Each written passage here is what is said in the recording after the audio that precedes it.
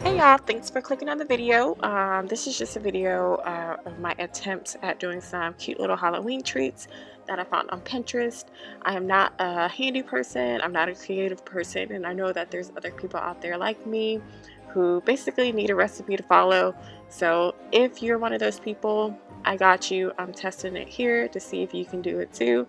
Even if I can't do it, I recommend you try them all because like I said, I suck, and hopefully you don't suck as much as me. So we're starting out super easy with these Rice Krispie treat monsters that I found on this One Little Project at a Time website.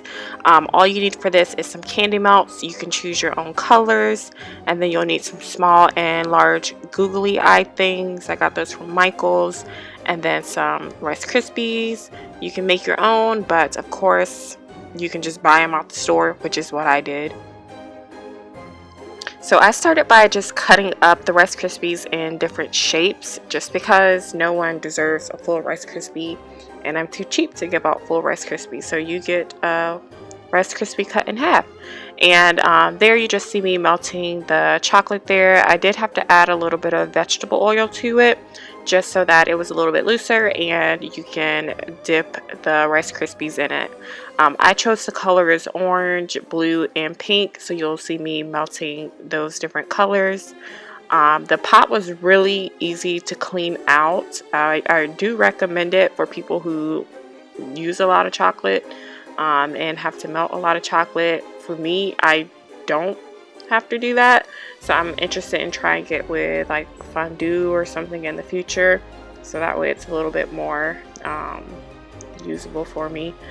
And then that's just a close-up of the pot, and overall it took about 10 minutes to melt the amount of chocolate that I had in there, which is not a lot, but everything was melted easily and it was super easy to clean, so I enjoyed it.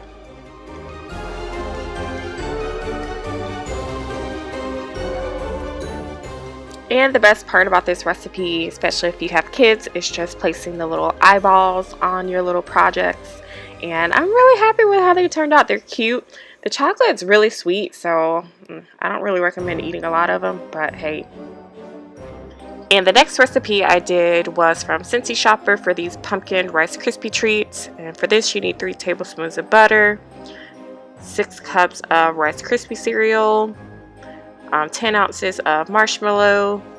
You need red and yellow food coloring to make orange, and then you need some Tootsie Rolls. So there I was just melting the butter and then the marshmallow. I know I used Rice Krispie treats for the last one, but for this one you actually have to make your own Rice Krispie treats. And then here I'm just adding in some red and yellow food coloring. Science. And then I added in my Rice Krispies.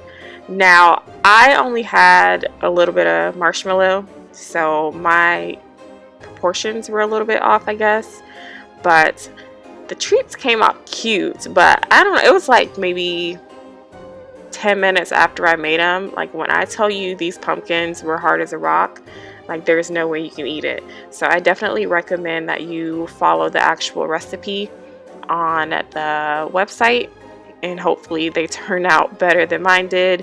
And then I just cut the little Tootsie Rolls in half and stuck them in there. And then the recipe calls for a green fruit roll-up. I could not find a green fruit roll-up, so I just dipped the little Rice Krispies in the green food coloring. And hey, it's kind of bootleg, but you get the gist there. The next recipe is for these deliciously rotten Halloween deviled eggs from the Parenting Chaos website. I prepared the eggs first. I just used 6 hard-boiled eggs and then some green food coloring and also a Ziploc bag. I placed the eggs in some cold water and then put it on the stove. Once it came to a boil, I turned off the heat, placed the lid on the pot, and let that sit for 12 minutes.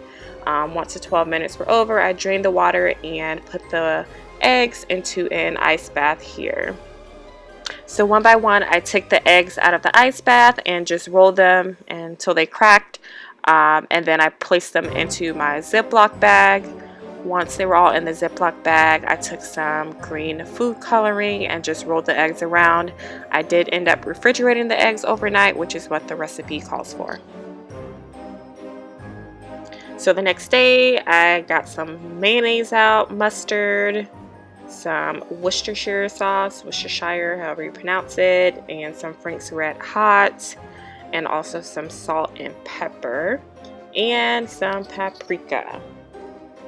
And I took the eggs out of the fridge and I was absolutely mortified. It looked like everything was one color, like Easter eggs. I was so over it. So the recipe states to place or to rinse them off in some vinegar. So I assumed rinsing off meant putting them in a bowl of vinegar. I wasn't sure. And then I started peeling and it worked. Oh my gosh, I was so thrilled. So if you do pull the eggs out and they do look like they're one color, then just peel them off and then you'll see the beautiful gem. There is a close-up. It's so beautiful. The only thing I would recommend is maybe do black food dye. I thought the green, it wasn't really creepy, it was just kind of gross looking. So I think the black looks a little bit better, which was the ones that's in the photo as well. But I just sliced the eggs in half, threw the yolks in the bowl, and then started to prepare the yolk recipe. I would recommend you use your own yolk recipe. Usually when we make them with my family, they put like bacon in it, like chopped up bacon, and relish in it, and I think it has a little bit more flavor. But if you make your deviled eggs this way, then I guess you'll like this recipe.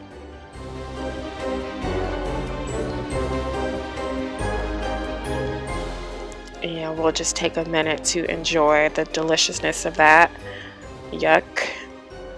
And then basically I'm just gonna be putting the filling inside of a Ziploc bag. I put the bag in the cup just to make it a little bit easier to put everything in the cup or in the bag, blah blah blah. And then I just pushed down the mixture and then cut the corner off, and then I just piped the filling into the eggs. But I was pretty happy with how these turned out as well. Not so much the flavor, but at least the look of it. Like I said, I recommend you use your own deviled egg mixture for whatever you enjoy. So I just topped it with some paprika. The recipe actually calls for chia seeds, but the cheapest chia seeds I can find were like $7, and I was not about to spend $7 on some garnish. So the paprika, that would have to do. And so the last and most complicated recipe that we did, this is going to be the red velvet cinnamon roll guts from the Kitchen Overlord website. These turned out really yummy, not the best looking, but you just need some yeast for this one and some brown sugar, and I just mixed in the yeast and brown sugar together there. You also need some warm water, some kosher salt, a teaspoon of vanilla extract, some red food coloring. You'll also need a box of red velvet cake mix and 5 cups of all-purpose flour. And like I said before, the recipe is going to be linked down below.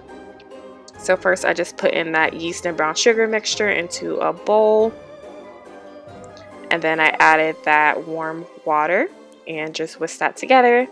And then you'll get to see this cool time lapse of about 10 minutes of time, and you just get to watch the little bubbles grow there. Kind of gross how it's kind of alive.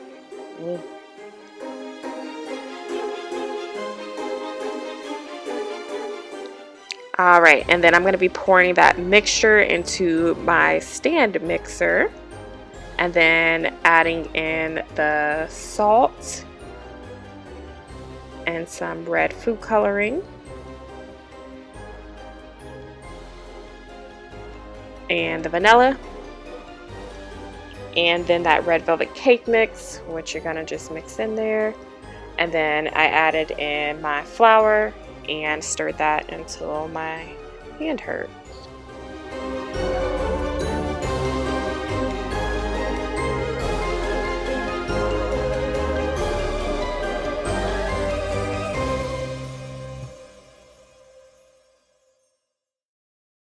And I just used the dough hook on the stand mixer. Overall, I added about an additional 2 cups of flour just because the dough was not coming together. But in the end, with the additional flour, everything turned out great.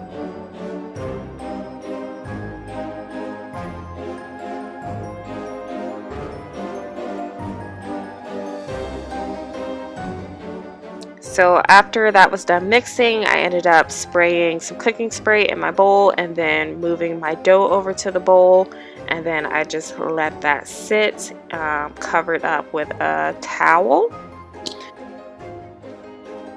So the recipe says to let that sit for about an hour. So once that was almost done, I went ahead and started making the filling with some butter, some brown sugar, some cinnamon, and some white sugar.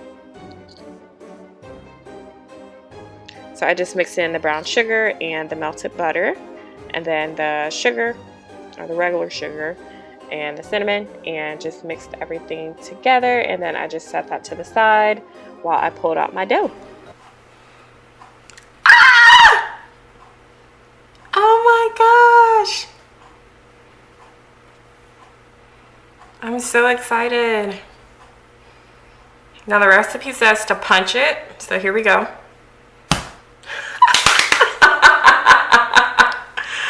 Yay! Just once, or can I do it again? Oh my gosh. Okay, let's spread it out.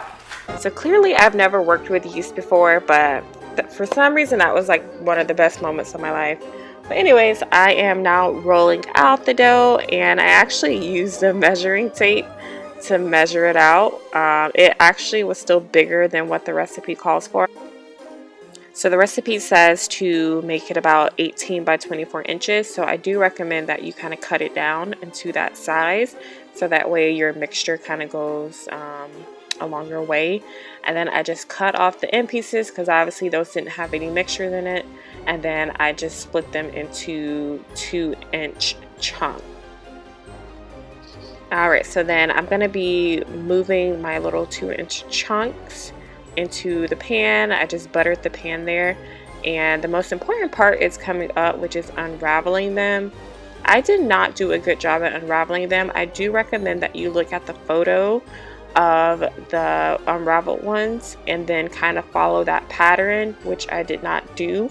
So I feel like I kind of missed the gut look. Okay, so here's what they look like.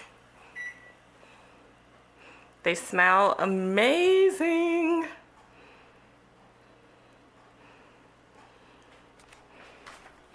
And then there's my oven. Yay, I get to clean that. So I'm just gonna finish up with the glaze. So you just need some powdered sugar, some milk. You'll need some melted butter, vanilla extract, and you just pour in that butter into the powdered sugar, and then the vanilla,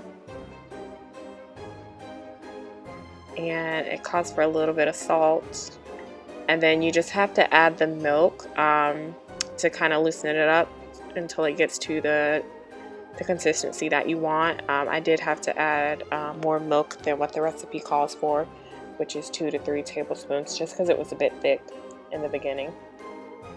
Then you just want to continue mixing and then glaze the top of your cinnamon buns.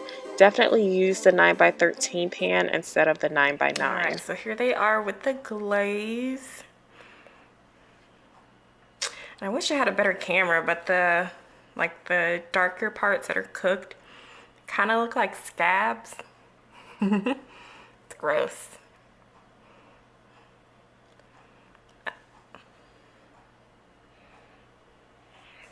Then I would assume, I don't know if the white part's supposed to be like pussy. I should say pus-y, like pus-y, not the other word. You got me. Alright, so let's go ahead and eat. So the cinnamon buns were absolutely delicious. Super, super sweet. I could not finish a whole piece. So they should definitely go a long way. But thank you all so much for watching. Hopefully you got some inspiration to do some fun little treats, especially if you have kids. I'm not the best at this stuff, so if I can do it, you can do it too. I hope to make some more videos in the future, but thanks for watching again. Bye.